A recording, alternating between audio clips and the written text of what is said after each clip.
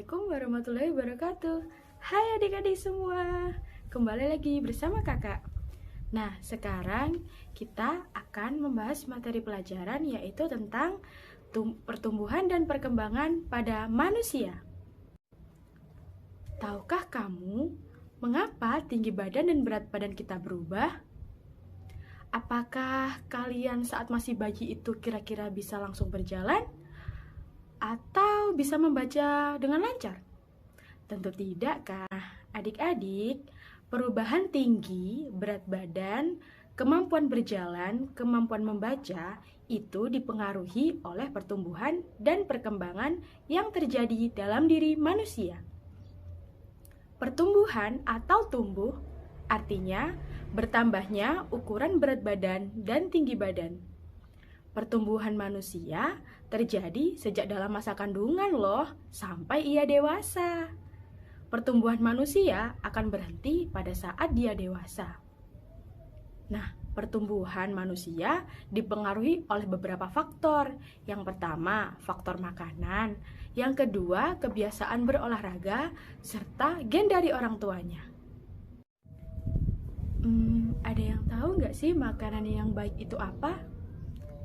Jadi, makanan yang baik untuk pertumbuhan adalah makanan yang bersih, sehat, dan juga bergizi. Contohnya yang pertama yaitu makanan pokok. Nah, biasanya makanan pokok ini banyak mengandung karbohidrat. Contohnya nasi, kentang, jagung, dan juga roti. Lalu yang kedua, lauk pauk. Nah, biasanya lauk pauk banyak mengandung protein. Dan protein itu terdiri dari dua jenis loh, yaitu ada protein hewani dan juga protein nabati. Protein hewani contohnya ikan, daging, telur, cumi, dan lain-lain. Sedangkan protein nabati yaitu protein yang berasal dari tumbuh-tumbuhan seperti kedelai, tahu, tempe, dan lain-lain. Lalu yang ketiga ada sayur-sayuran. Biasanya sayur-sayuran mengandung banyak vitamin. Contohnya kangkung, bayam, wortel, dan lain-lain. Lalu yang keempat ada buah-buahan. Sama loh seperti sayur-sayuran, buah-buahan juga mengandung banyak vitamin. Contohnya apel, jeruk, pisang, nanas, dan lain-lain. Nah, yang terakhir yaitu susu. Nah, susu ini merupakan bahan pangan yang paling lengkap kandungan gizinya loh. Dalam susu terdapat kandungan mineral, protein, lemak, dan lainnya. Selanjutnya yaitu perkembangan. Ada yang tahu nggak sih perkembangan itu apa? Jadi, perkembangan adalah perubahan kecakapan kematangan fisik, emosi, dan pikiran menuju kedewasaan.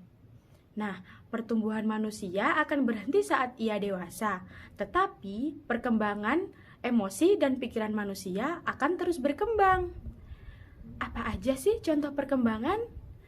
Yang pertama, misalnya pada saat masih bayi, kita hanya bisa digendong oleh orang tua kita. Tetapi seiring perkembangan fisik, kita mampu merangkak, berjalan, berlari, dan lain-lain. Dan yang kedua, contohnya adalah saat masih bayi, kita tidak bisa memegang dot susu sendiri. Tetapi saat kita sudah dewasa, kita sudah mampu makan sendiri tanpa bantuan orang lain. Nah, berikut adalah fase pertumbuhan dan perkembangan manusia.